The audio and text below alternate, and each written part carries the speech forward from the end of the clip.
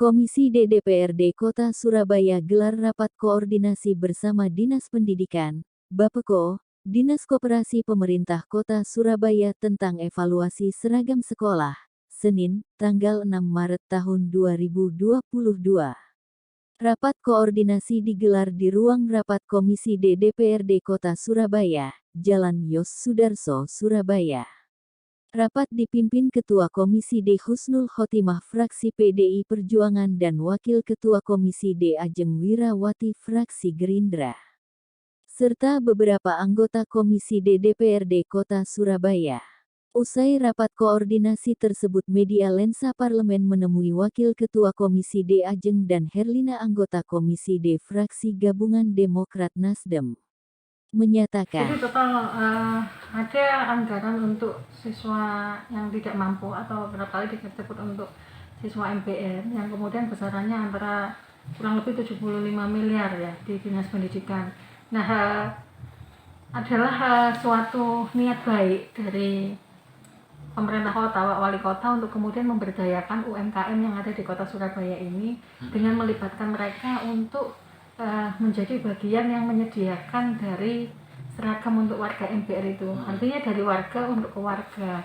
Jadi dengan pola kemudian melibatkan UMKM jahit, kemudian dan untuk pengadaan seragam lainnya ya, artinya benar-benar diberdayakan warga yang kemudian mempunyai usaha-usaha di kota Surabaya ini. Hanya saja kemudian dalam rapat siang ini dinas belum memberikan gambaran jelas. Artinya kami sebagai anggota DPRD itu seringkali ditanya oleh warga misalkan bagaimana sih kemudian menjadi bagian dari UMKM yang kemudian mengadakan seragam untuk warga MPR. Nah, sejauh ini tadi kami juga belum mendapatkan penjelasan yang detail ya. Artinya pada posisi di hulunya itu adalah anggaran 75 miliar di Dinas Pendidikan. Sementara secara pelaksanaan itu adalah melibatkan beberapa dinas lain. Taruhlah contoh kemudian ada Dinas Koperasi dan UMKM yang kemudian menjadi bagian mengkoordinir UMKM ini. Dan kemudian di Dinas Pendidikan itu ada model e-purchasing, jadi pembelian langsung secara online yang kemudian dilakukan lewat aplikasi yang bernama Sipla, dan ini memang sesuai dengan arahan dari pemerintah pusat. Hanya saja kemudian diperlukan suatu alur yang matang betul, artinya bagaimanapun anggaran 75 miliar ini membutuhkan pertanggungjawaban yang cukup kompleks ya di lingkungan Dinas Pendidikan, sementara pelaksananya adalah masyarakat yang kemudian melibatkan Dinas Koperasi dan UMKM. Nah, kami berharap agar kemudian pemerintah kota, dinas-dinas terkait itu membuat suatu simulasi bagaimana sih kemudian di hulunya itu suatu UMKM itu kemudian ingin terlibat di dalamnya sampai dengan kemudian seragam itu disalurkan kepada siswa yang memang membutuhkan dan tidak mampu. Artinya UMKM ini kemudian mereka harus kemudian seperti apa, bagaimana, dan kemudian standar kualitas seragamnya itu idealnya tentunya harus seragam. Artinya UMKM yang satu dengan UMKM yang lain ini kemudian harus distandarisasi ya. Artinya jangan sampai kemudian ada seragam yang kemudian berbeda kualitas antara wilayah satu dengan wilayah yang lain. Dan lepas daripada itu semakin banyak UMKM yang dilibatkan di sini itu akan semakin baik, artinya semakin banyak warga kota Surabaya yang diberdayakan oleh pemerintah kota. Nah, sejauh ini memang tadi belum disampaikan sebenarnya berapa banyak sih yang terlibat, termasuk ketika kita bicara permodalan. Di situ memang disampaikan bisa saja kemudian UMKM itu menggandeng ataukah terhimpun dalam suatu koperasi sehingga permodalan di sana itu akan lebih memudahkan. Hanya saja yang kemudian harus menjadi pertimbangan adalah besaran biaya yang kemudian dianggarkan di APBD ini apakah nantinya akan tetap ataukah nantinya akan bergeser dari anggaran yang ditetapkan ya. Contoh misalkan anggaran yang ditetapkan di APBD untuk harga seragam atasan itu adalah Rp51.000. Nah, apakah kemudian dimungkinkan dengan menggandeng UMKM ini dengan besaran anggaran Rp51.000 per seragam? Nah, tentunya ini kemudian butuh diseragamkan ya, artinya seragam yang kemudian memang harus seragam ya. Jadi distandarkan antara UMKM satu dengan UMKM yang lain. Sementara satu sisi tidak semua UMKM itu mandiri secara modal. Kalau kemudian mereka membutuhkan support, maka koperasi lah yang kemudian harus memberikan simpan pinjam dan lain sebagainya di situ. Maka apakah kemudian ada impact terhadap harga? Dan lepas daripada itu, harga yang ditentukan oleh Dinas Pendidikan pada saat perencanaan di APBD adalah harga jual seragam yang ada di pasaran. Sementara di sini akan melibatkan UMKM. Nah, ini tadi belum mendapatkan gambaran yang detail ya. Apakah kemudian bergeser menjadi lebih mahal, ataukah kemudian seperti apa? Itu. Dan kemudian memang disampaikan oleh pemerintah kota bahwa nanti akan diadakan pelatihan menjahit. Pelatihan menjahit yang kurang lebih lamanya adalah 4 minggu. Nah, terus terang terkait dengan pelatihan menjahit ini tadi saya memberikan tanda tanya yang cukup besar. Artinya gini loh, yang sekarang UMKM yang sekarang ada saja ini masih menanti untuk dilibatkan. Kenapa kemudian membentuk yang baru? Akan lebih efisien ketika kemudian memberdayakan yang sudah ada, membekali mereka dengan kemampuan yang standarisasi dan kemudian melengkapi segala bentuk aspek perizinan secara formal yang diperlukan agar mereka benar-benar bisa terlibat. Ketika kita bicara keterlibatan UMKM itu kan nggak cuma kemudian mereka bisa jahit disetor ke pemerintah kota, tapi ada kemudian beberapa hal misalkan terkait dengan regulasi, misalkan harus kemudian punya SIO, punya DDP, atau punya izin-izin yang lain. Nah, ini saya kira pembekalan dan kemudian pelatihan terkait dengan jahit itu sebaiknya lebih difokuskan untuk mengupgrading UMKM yang memang sudah ada. Komisi D itu membahas ini sejak mulai bulan Maret. Saya kira ini tidak terlalu pagi ya, karena kita tahu bahwa nanti di bulan Juni-Juli itu akan ada PPDB, artinya ada siswa baru yang masuk. Dan memang seperti biasa, ketika siswa baru yang masuk itu hampir tiap tahun, bukan hampir tiap tahun, memang setiap tahun Dinas Pendidikan itu akan disibukkan dengan berbagai komplain terkait dengan seragam yang kemudian terkadang dijual dengan mahal oleh sekolah. Ada juga kemudian siswa yang kemudian tidak bisa sekolah karena belum punya seragam. Nah, kami berharap dari bulan Juni-Juli tersebut ditarik mundur, maka pemerintah kota bisa membuat timeline sebenarnya kapan sih ini kemudian sudah harus mulai dirunning penjahitan seragam oleh UMKM ini. Dan kalaupun kemudian belum, maka kalau apa yang kemudian harus disiapkan oleh UMKM itu sehingga mereka tepat ketika siswa-siswa itu kemudian membutuhkan seragam itu bisa digunakan. Oke. Berarti memang harapannya di bulan apa sih seragam itu bisa didapat sama teman-teman? Kalau aku ya kemudian pada saat siswa baru masuk itu bulan Juni. bulan Juni lah. Juni ya. Juni akhir atau Juli awal ya.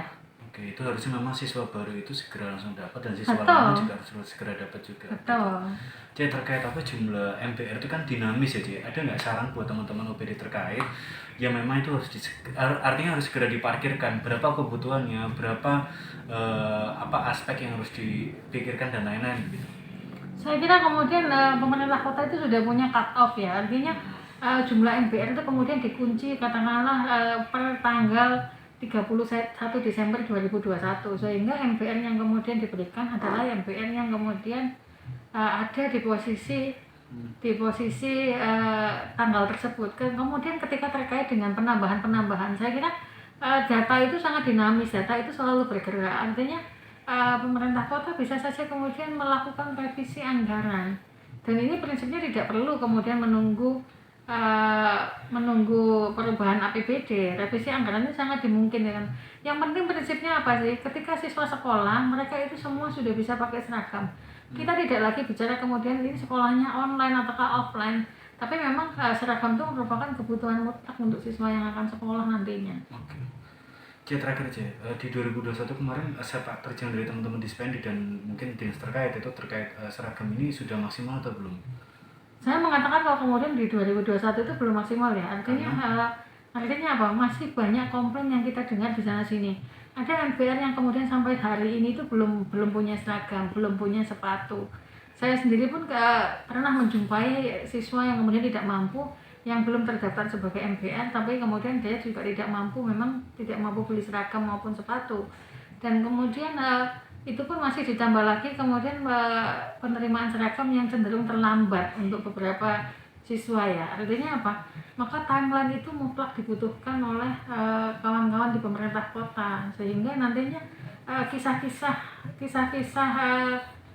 tragis mungkin ya, kisah-kisah pilu lah ya, kisah-kisah pilu untuk anak sekolah di tahun 2021 itu tidak terulang kembali di tahun 2022. 2022 ini anggarannya 72 miliar. Ya, Oke. Itu terlalu besar nggak? ketika bicara besar maka itu cukup besar, tapi ketika itu memang bermanfaat untuk anak-anak yang membutuhkan, untuk siswa MPR, maka layak saja kemudian anggaran itu digelontorkan oleh pemerintah kota, bahkan wajib, karena urusan pendidikan, kesehatan itu termasuk salah satu urusan wajib yang memang harus disupport oleh pemerintah. Kan sempat menyampaikan mengenai siplah begitu ya. Nah itu kenapa Mbak? Apa permasalahan di siplah yang ditemukan sama teman-teman anggota dewan termasuk Mbak Ece? Jadi kendala untuk siplah ini yang pertama masih belum banyak bisa mengakomodir pembelanjaan itu sendiri. Mungkin terbatasnya UMKM yang ada di sana, terbatasnya juga jenis produk yang dijual, padahal yang dibutuhkan untuk pembelanjaan Pemda itu sangat tinggi. Selain memang kita mencakup MPR dan anggaran kita sudah siap, tapi bagaimana cara membelanjakannya? Nah, siplah itu harusnya mengakomodir. Jadi sudah disampaikan juga ke dinas koperasi ya, supaya benar-benar mengakomodir, karena kesusahannya kan dari berdasarkan mungkin UMKM itu belum masuk koperasi atau belum ada perizinan tertentu. Nah, itu terkendala. Padahal kita sudah memberikan anggaran dan juga kesiapan di dinas pendidikan seperti itu. Terus caranya dari Mbak Ece gimana Mbak? Atau dorongan seperti apa? Ya pastinya dorongannya untuk meminta dinas koperasi ya lebih lebar lah pintu untuk pendampingan UMKM itu, bagaimana caranya bisa masuk ke siplah. Kalau ada pemudahan birokrasi, kemudian juga pemudahan untuk menerima saran dari sekitarnya UMKM secara kecamatan ataupun kelurahan yang bisa dimasukkan secara otomatis ke program siplah. Yang kedua juga memastikan juga kualitas. Kalau memang terbatasnya yang UMKM jual, otomatis nantinya yang didapatkan dari anak-anak itu takutnya tidak terjaga kualitasnya. Jadi kita harus benar-benar ada pendampingan kualitas juga supaya memastikan nanti barang-barang yang dibeli itu benar-benar nyaman dipakai dan juga tahan lama. Mbak, terkait berarti diberikan kemudahan ya Mbak ya, untuk teman-teman UMKM. Ya. Untuk sejauh ini ada berapa UMKM Mbak yang dilibatkan sama rencananya? Iya, jadi sih masih maunya padat karya, dalam artian mereka masih mau melatih dulu UMKM supaya bisa benar-benar memproduksi banyak. Tapi kan kita tadi di Komisi D menyatakan tidak mungkin ada cukup waktu. Nah, bagaimana cara tengahnya ya harus benar-benar menggandeng UMKM di sekitarnya, memudahkan untuk bagaimana murid ini bisa terpenuhi setelah masuk sekolah nanti ya LPDP itu, tapi dengan itu tadi barangnya sudah ada, tapi masih belum bisa.